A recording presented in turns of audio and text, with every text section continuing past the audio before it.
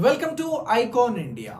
మీరు రాయబోయేటువంటి ఏ ఎగ్జామ్లోనైనా కామన్గా కనిపించేటువంటి క్వశ్చన్ ఒక్కటైనా ఉంటుంది నీతి ఆయోగ్ పైన.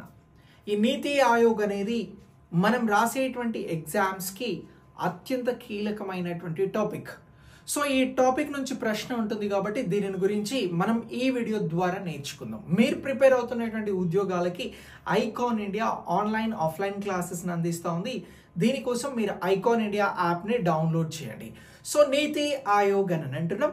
నీతి ఆయోగ్ అనగా అర్థం ఏమిటి అని చెప్పేసి మనల్ని క్వశ్చన్ అడగవచ్చు. ఇలా క్వశ్చన్ అడిగితే మనం చెప్పాల్సింది national institute for transforming India అని చెప్పేసి ఆన్సర్ చెప్పాల్సి ఉంటుంది. సో ఇప్పుడు నీతి ఆయోగ్ అనేది ఎప్పుడు ప్రారంభమైంది అని ఆల్రెడీ ప్రీవియస్ ఎగ్జామ్స్లో క్వశ్చన్ అడిగారు. ఇలా క్వశ్చన్ అడిగితే జనవరి 1, 2015 నీతి ఆయోగ్ అనేది భారతదేశంలో ప్రారంభమైంది అని చెప్పేసి మనం ఆన్సర్ చేయాలి. మరి నీతి ఆయోగ్ అనేది 2015లో ప్రారంభం అవ్వడానికి కారణం ఏంటి అని అంటే, అంతకుముందు భారతదేశానికి ప్రణాళికలను అందించినటువంటి ప్రణాళికా సంఘంని రద్దు చేయడం జరిగింది. సో ప్రణాళికా సంఘం వెంటనే రద్దయిందా అని అంటే ఆ రద్దు కావడానికి ఒక ప్రాసెస్ జరిగింది. ఇండిపెండెంట్ ఎవల్యూషన్ ఆఫీస్ అనేటువంటి దానికి డైరెక్టర్ జనరల్గా అజయ్ చిద్దర్ గారు ఉండేది. సో ఈ అజయ్ చిద్దర్ గారి అధ్యక్షతన ఒక కమిటీని ఫామ్ చేశారు. ఈ అజయ్ చిద్దర్ గారి కమిటీ మే 29, 2014 ఏం చేసింది అని అంటే ఒక రిపోర్ట్ని ఇచ్చింది భారత ప్రభుత్వానికి.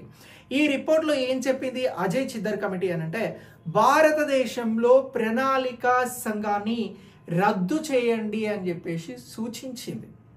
అయ్యో మరి ప్రణాళికా సంఘాన్ని రద్దు చేస్తే ఏం చేయాలి అనేటువంటి అంశాన్ని కూడా అడుగుతారు అని చెప్పేసి రిపోర్ట్లో మరొక అంశాన్ని పొందుపరిచింది. దీనికోసం చైనా దేశాన్ని ఎగ్జాంపుల్గా చూపెడుతూ అజయ్ చిద్దర్ కమిటీ ఎన్డీఆర్సీని ఏర్పాటు చేస్తే బాగుంటుంది అని చెప్పింది. సరే ఏంటి సార్ ఈ ఎన్డీఆర్సీ అని అంటే, నేషనల్ డెవలప్మెంట్ రిఫార్మ్స్ కమిషన్ని ఏర్పాటు చేయాలి అని చెప్పింది. ఏం ఏర్పాటు చేయాలని చెప్పింది? ఎన్డీఆర్సీ అని అంటే national development for reforms commission అనేటువంటి దానిని ఏర్పాటు చేయాలి అని చెప్పేసి ఈ అజయ్ చిద్దర్ కమిటీ మే 29న భారత ప్రభుత్వానికి ఒక రిపోర్ట్ని అందజేస్తే, ఈ రిపోర్ట్ని పరిశీలించినటువంటి భారత ప్రభుత్వం మోదీ అధ్యక్షతన క్యాబినెట్ సమావేశం పెట్టి ఆగస్టు 13, 2014 ఈ క్యాబినెట్ సమావేశం ద్వారా భారతదేశానికి 12 పంచవర్ష ప్రణాళికలు అందించినటువంటి ప్లానింగ్ కమిషన్ని రద్దు చేయడం జరిగింది. ఇలా ప్లానింగ్ కమిషన్ అనేది 2014 ఆగస్టు 13 రద్దయిపోయిన తర్వాత మనకి భారతదేశంలో నీతి ఆయోగ్ జనవరి 1, 2015 నుంచి ప్రారంభమైంది. సో ఇలా నీతి ఆయోగ్ ప్రారంభానికి సంబంధించినటువంటి అజయ్ చిద్దర్ కమిటీ, ప్రణాళికా సంఘం రద్దు, అజయ్ చిద్దర్ గారు ఇచ్చినటువంటి రిపోర్ట్, అలాగే దీంతో పాటు ప్రధానమంత్రి మోదీ అధ్యక్షతన నిర్వహించినటువంటి క్యాబినెట్ సమావేశం, నీతి ఆయోగ్ ఏర్పాటు జనవరి 1, 2015 మనం చాలా క్లియర్గా ఎగ్జామినేషన్ పాయింట్ ఆఫ్ వ్యూలో గుర్తించాల్సి ఉంటుంది. ఇలా నీతి ఆయోగ్ అనేది national institute for transforming India అనేది వచ్చింది భారతదేశానికి. సో ఇలా ఇది ఢిల్లీ కేంద్రంగా వర్క్ చేయడం జరుగుతుంది నీతి ఆయోగ్. మరి నీతి ఆయోగ్కి సంబంధించినటువంటి మొదటి సమావేశం ఎప్పుడు జరిగింది అని అడిగితే మనం చెప్పాల్సినటువంటి ఆన్సర్ ఫిబ్రవరి 8, 2015 నీతి ఆయోగ్ మొదటి సమావేశం నిర్వహించడం జరిగింది. సో ఇలా నీతి ఆయోగ్ అనేటువంటి అంశాన్ని మనం ఎగ్జామినేషన్ పాయింట్ ఆఫ్ వ్యూలో గుర్తించాల్సి ఉంటుంది. అయితే నీతి ఆయోగ్ ప్లానింగ్ కమిషన్కి కొంత విభిన్నంగా పనిచేస్తూ ఉంది ప్రణాళికలను రూపొందించడంలో అని గుర్తుంచుకోవాలి. నీతి ఆయోగ్ ప్రణాళికలు ఎలా రూపొందించబడతాయి అని చెప్పేసి మిమ్మల్ని ఎగ్జామినేషన్ పాయింట్ ఆఫ్ వ్యూలో క్వశ్చన్ అడుగుతారు. ఇలా క్వశ్చన్ అడిగితే నీతి ఆయోగ్లో ప్రణాళికలు అనేవి బాటమ్ టు టాప్ కి సంబంధించినటువంటి విధానంలో రూపొందించబడతాయి అని చెప్పాలి. బాటమ్ టు టాప్ అంటే ఎవరైతే భారతదేశంలో వివిధ ప్రాంతాలలో గ్రామాలలో నివసించేటువంటి ప్రజలు ఉంటారో ఆ ప్రజలకి వారి విలేజ్లో ఏం కావాలో వారికే తెలుస్తుంది. సో కాబట్టి ప్రణాళికలు అనేవి అక్కడ రూపొందించాలి, గ్రామీణ ప్రాంతంలో అట్టడుగు స్థాయిలో రూపొందించాలి అని చెప్పేసి నీతి ఆయోగ్ సూచిస్తూ ఉంది. సో ఇలా ప్రణాళికలు అనేవి గ్రామాలలో రూపొందించబడి జిల్లాకి ఫార్వర్డ్ అయ్యి అక్కడ నుంచి స్టేట్కి ఫార్వర్డ్ అయ్యి అక్కడ నుంచి సెంట్రల్కి ఫార్వర్డ్ అవుతాయి. ఇలా ప్రణాళికలు బాటమ్ టు టాప్ అనేటువంటి విధానం నీతి ఆయోగ్ అమలు చేస్తూ ఉంది.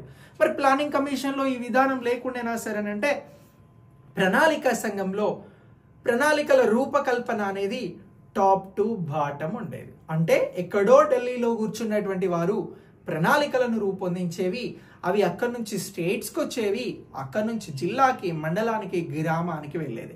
సో ఢిల్లీలో కూర్చున్నటువంటి వారికి గ్రామాలలో ఏం కావాలో ఎలా తెలుస్తుంది అనేటువంటి అంశంలో విమర్శనాత్మకంగా నీతి ఆయోగ్ అనేది బాటమ్ టు టాప్ అనేటువంటి ప్రణాళికా విధానంని తీసుకోవడం జరిగింది నీతి ఆయోగ్కి సంబంధించి. ఇది మనం ముఖ్యమైనటువంటి అంశంగా గుర్తుంచుకోవాలి. ఈ పాయింట్ ఆఫ్ వ్యూలో ఎగ్జామినేషన్కి సంబంధించి క్వశ్చన్ అడగడానికి అవకాశం ఉంది. సో ఇక నెక్స్ట్ నీతి ఆయోగ్ ఒక నినాదంతో పనిచేస్తూ ఉంది. ఆ నినాదం ఏమిటి అని అడుగుతారు. సబ్కా సాత్ సబ్కా వికాస్ అనేటువంటి నినాదంతో పనిచేస్తూ ఉంది. భారతదేశంలో ఉన్నటువంటి అందరూ కలిసి అందరూ అభివృద్ధి చెందాలి అనేటువంటి ఉద్దేశమే ఈ సబ్కా సాత్ సబ్కా వికాస్కి సంబంధించినటువంటి నినాదం. సో ఇలా ఈ పాయింట్ ఆఫ్ వ్యూలో ఈ భారతదేశంలో సబ్కా సాత్ సబ్కా వికాస్ నినాదంతో నీతి ఆయోగ్ ముందుకెళ్తా ఉంది. అయితే నీతి ఆయోగ్ మరొక విధానం ఏం పాటిస్తూ ఉంది, దానికి సంబంధించిన ప్రధాన లక్ష్యం ఏమిటి అని అడుగుతారు. అలా అడిగితే కోఆపరేటివ్ ఫెడరలిజాన్ని ఫాలో చేస్తూ ఉంది నీతి ఆయోగ్. సో ఇక్కడ కోఆపరేటివ్ ఫెడరలిజం అని అంటే రాష్ట్రాలకి సంబంధించినటువంటి కోఆపరేషన్, సమైక్యకి సంబంధించి, అంటే భారతదేశం రాష్ట్రాల సమైక్య అని అంటాం. సో ఇక్కడ ఈ రాష్ట్రాల సమైక్యలో రాష్ట్రాలు అనేవి బలంగా ఉంటేనే దేశం బలంగా ఉంటుంది.